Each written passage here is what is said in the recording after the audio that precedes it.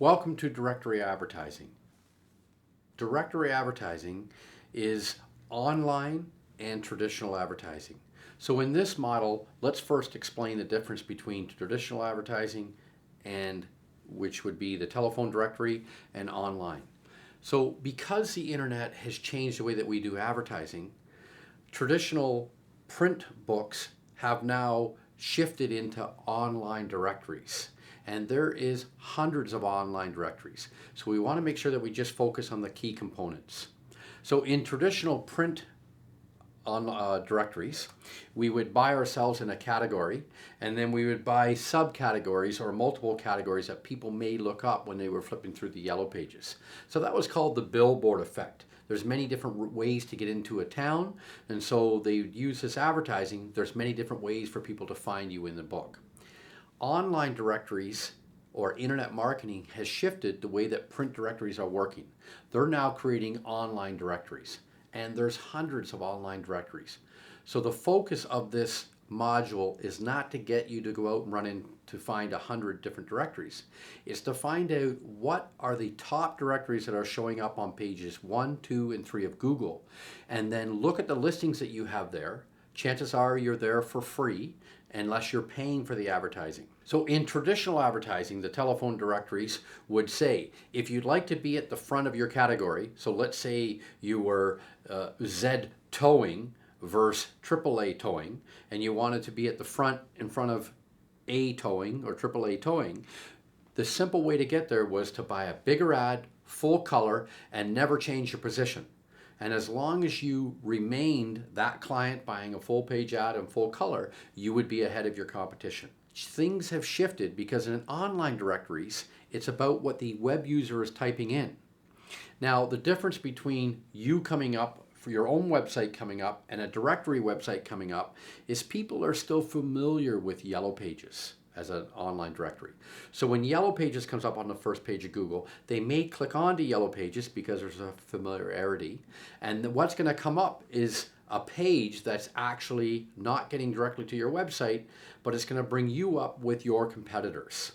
So if 3 or 4 of your competitors are utilizing this online directory as a paid advertising, you may want to look at it too.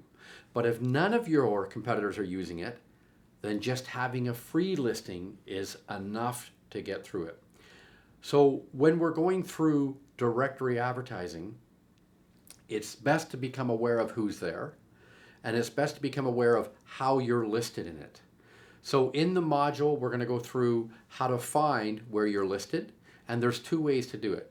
You would first type in your category and the city that you're in, and then it's going to bring up that industry of who's going to be listed in what directories. So there would be, if you're using Google as a search engine, obviously you're already using the Google online directory. And now what's going to come up is the Yellow Pages, Yelp, and other directories. So Better Business Bureau. So make a list of who's there. Now another way to find out if you're listed in directories is to type in your actually domain name, so yourdomain.com, and then look at the first 3 pages, the first page, the second page, and the third page of Google, and your listings will be there. Now listings are going to come up and you're going to say, I didn't even know I was listed there. Directories are only populated or popular if they've populated the directories. So they've got employees that are putting in your information. What's important to note here is the person that's inputting the information is not from your business, and they're certainly not the business owner. So they're putting in the information how they saw it. So if there was $1.99 restaurant and there wasn't a space between the 99 and the restaurant, or a space between the E and the 99, and they put it in one directory this way and another directory another way, then definitely it's not going to be good for search engines to find you. So the key component to directories is to find out which ones you should be listed on, and is your listing correct? So we call it the CAT. Is your company name correct? Is your correct? Is your address correct? And is the telephone number correct? Now, if you're not paying for that directory, then chances are you're not going to be listed up high in the directory. In other words, in traditional advertising, you had to buy a full page, full color to get ahead of your competitor. And the suggestion that we always make in print directories are is just buy one level up from your competitor or buy the same as your competitor. Online directories works the same way. You only need to increase the amount of money so that you're either with your competitors or you're just ahead of your competitors. So research and finding out becomes a critical component. Now, researching online directories couldn't have been easier because our prospects, our clients, and our past clients are already using it. It's how search engines work. So the next thing we want to talk about is if being online directories is the way that we're heading towards, is being in the print directory still of value to us? And in rural areas or in pockets of Toronto, there may be where there's still a senior population.